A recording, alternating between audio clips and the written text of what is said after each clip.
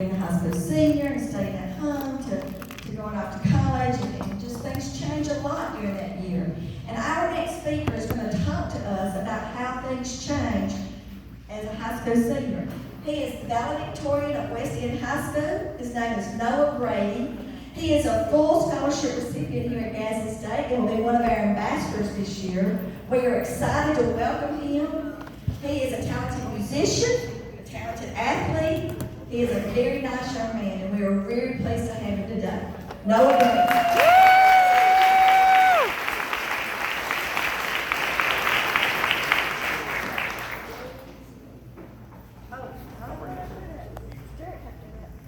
Good morning, everybody. I want to thank y'all for the opportunity to be here this morning. I'm a little nervous, to be honest. Y'all are the biggest crowd I've ever spoken to, so y'all just bear with me. And I know that everybody has went through a change in life. It's an inevitable act of life.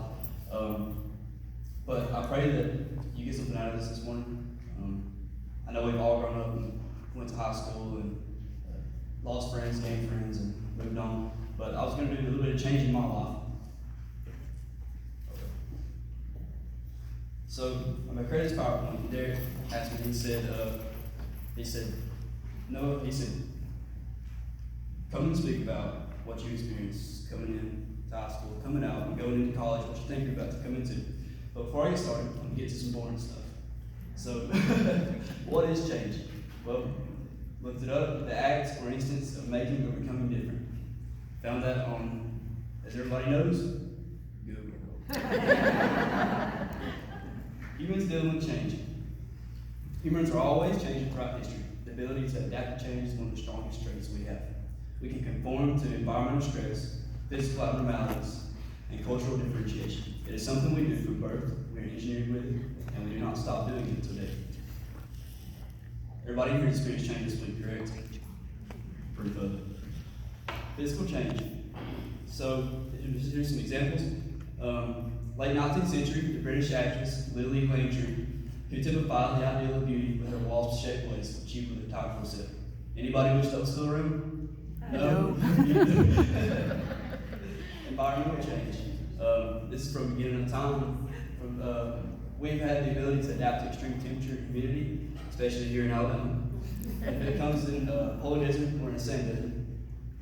And then there are physiological abnormalities. We respond to stresses such as bacterial or viral infections, imbalanced diet, air and water pollution, and overcrowding. Anybody in here skip lunches? It's not good for you. No, I don't. Alright, so now the boring stuff's over. I'm going to get a little bit about me. Okay, so I'm 18 years old, and I go to Weston High School in Altoona. Anybody? I know a couple of y'all in Altoona. Beth goes to church with me. Yeah. Anybody not know where Altoona is?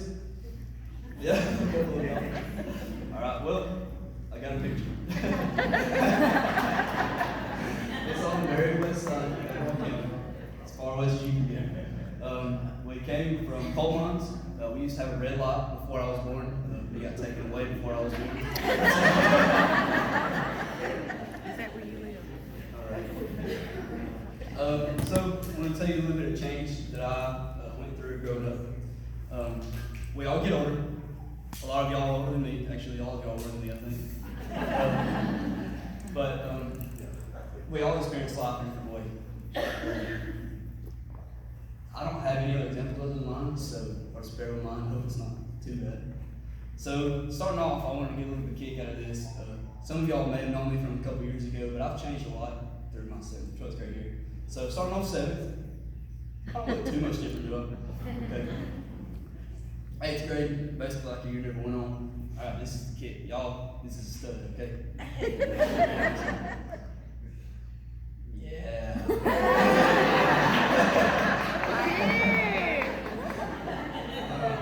Yeah, it ain't done yet. Just a little bit longer. Alright, this is the biggest change. My hair, really curly. It stopped at a point, but this is my favorite. This is my goal. I want to be a beach bum, by the way. That was like my goal. Have a shaggy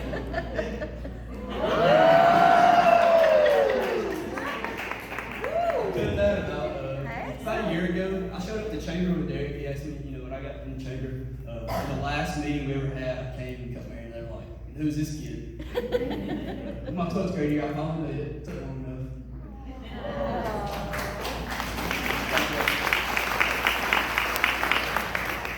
So, my family's changed. My brothers are my role models. I love them, I cherish them, and one of them lives in Boaz, the other one lives in Italy. So, starting off, Lee Hall Wings, we all the same mother.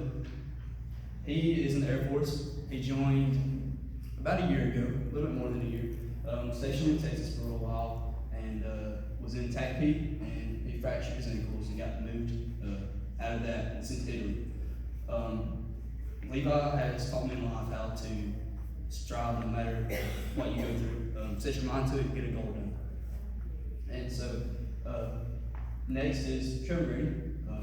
That is him and his wife and his stepdaughter, Mason, and his wife's name is Jessica. Trevor also graduated from West End, and he works for DaVita. Actually, he's getting out of it right now. He's going to Fresenius for his dialysis company. And Trevor taught me in life to not always look at the downs part of life. No matter what Trevor went through, nursing school, some of you may know, was really tough. And I cried when he graduated because I was ready for him to graduate. He was so brotherly.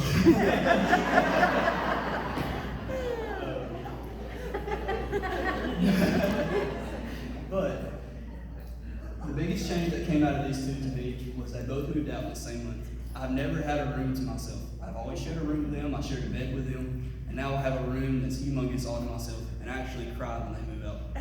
I sat on my floor and I was like, "What am I doing with all this space?" So families changed. I don't see them as much. Next on would be my education. So in high school, I really didn't know what I wanted to be. I prayed a lot about it, thought a lot about it. Chamber helped me a lot whenever Derek got me on the chamber. They showed me things that I didn't know that were in the world. They showed me what the opportunities were. So I was like, I'm going to GSU. I was like, it's going to be easy. I'm going to go there. Well, I was like, I'm going to get sucker punched in the nose when I show up. And I applied. I didn't get the money or anything I needed. Next up, I went to Huntington over the summer for a chamber. Got an economic development program, and I was like, I'm going to Huntington. They got me some money. Actually, a lot of y'all know Huntington probably. They offered me $74,000, which is about, I don't know, $500 a year. So that was a no. Next, I was looking at Gadsden State, and I was getting a little worried. I got scholarships a little bit later. I didn't know they were coming later, but I was like, man, I'm gonna have to take a loan or something. So it was a little sketchy. And then Gadsden State sent me 3 scholarships. I got the honors, and I was going to take it because I didn't know that the other 2 would complete a field. And I got the ambassadors and the presidential. And so I'm taking them, and I'll be here next year.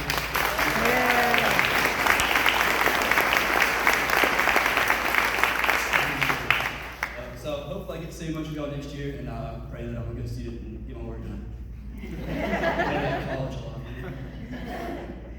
So career plans. So, like I said, I never really knew what I wanted to be. I wanted to be a nurse. Yeah, you know. And I honestly felt when I went to chamber, I was like, no, this is all right. Well, until we went to the cadaver lab.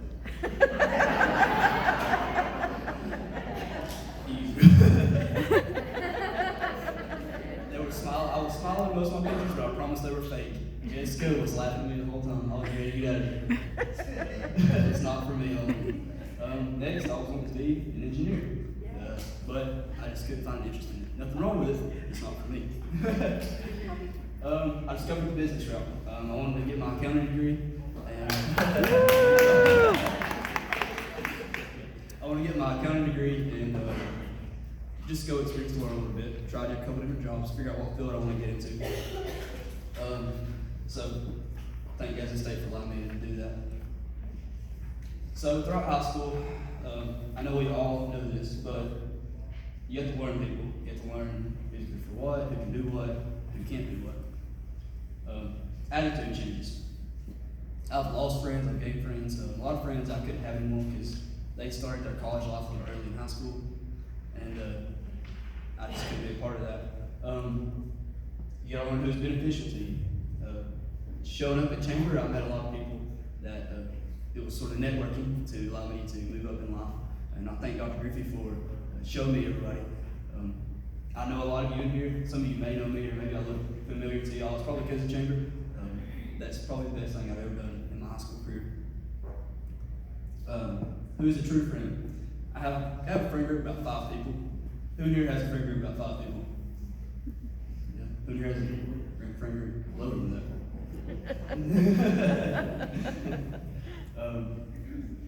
But you know, those are the people you look forward to that will keep your life from being an issue, being a stress, something that can move you forward. Who's going to be productive in your life? So maybe not a friend, but somebody that you know you can trust or call on, somebody that you can look forward to. There are mental changes throughout high school. My motivation went down a lot. Starting in 7th, 8th grade, I was ripping and running, ready to go. I got to my 9th and 10th grade, and I was like, man, I don't even know what I want to do anymore. High school was sort of boring. I was like, I'm just get out and work. Well, my 12th grade year, I discovered my business route that I wanted to do. I started reading some books, and I'm ready to go again. I'm fired up. And I pray that if you're in a rut right now and you're not motivated to do work, or you know things aren't always going right, you're stressed, that you'll find the productivity through the stress. You'll find that there's something good coming out of it, and that you'll look forward. Goals changed. I lost my goals at a point. I was like, I was wanting to get valedictorian and stuff, and I wasn't in the smart classes when I was younger, in my 7th, 8th grade years. I couldn't comprehend this very well, but I learned to study. That was one of the biggest things to me that I probably think would benefit me in life, is studying, being able to memorize, being able to learn, being able to adapt to what people give you. And next up is reality. I had to take in what I could and couldn't accomplish. You know, some things aren't attainable to some people. I had to pick what I thought was going to be best for me in life, wise of my friends, my classes I took, my goals in life. You know, some people have really high goals. Hey, I pray you shoot for the moon and hit Mars every time.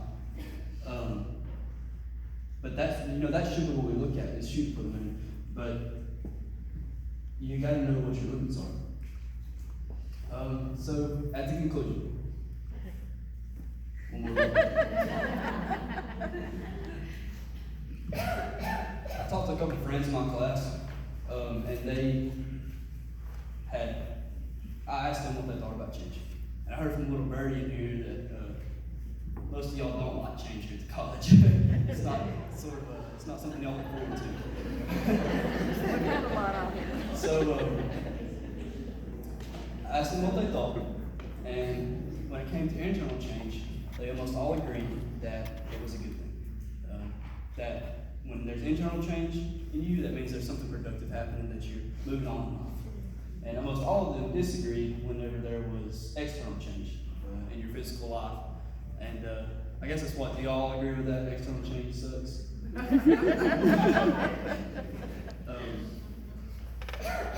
I see a lot of happening here at the college. A lot of buildings being built. I see a lot of new people coming in. I don't work here, but I come here pretty often, and I see a lot of new people, new faces, and hear a lot of new people coming in. To me, when that's happening, you're probably moving places to work. You're probably meeting new people that you work with, or maybe you're even finding a new job here at the college. That's a good thing. We're supposed to find the best out of change and adapt to it. You might not see it as a good thing, but there is always productivity in change. That means life is working, life is moving. There's something happening in life. If you ever don't have change in your life, something's going on. If it's a bad change, there's something good in it, I promise. There's a reason for it. Getting out of your comfort zone is one of the biggest things to me. Here today, I promise I'm scared to death standing up here. I might not seem like it, but my hands are sweating like nothing. Getting out of your comfort zone is one of the biggest things you can do in life, to me. If you want to find something, find out what you can and can't do, it's getting out of your comfort zone. That's how you find who you are and what's best for you. I didn't want to. I never thought I'd speak in front of people. I never thought I would enjoy speaking in front of people. I was in FFA and I wasn't big on like forestry or anything. And so our teacher was like, "Will you do public speaking?" And I was like, "I'll do public speaking." I had to memorize a 3-page paper. I had to memorize a 10-minute worth of a speech. Memorize it. I was like, man, I went home an hour a day and had to memorize.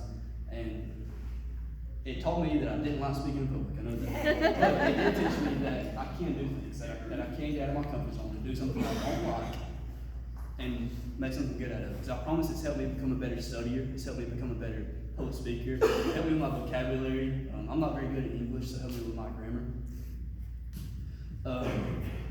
One of the things that,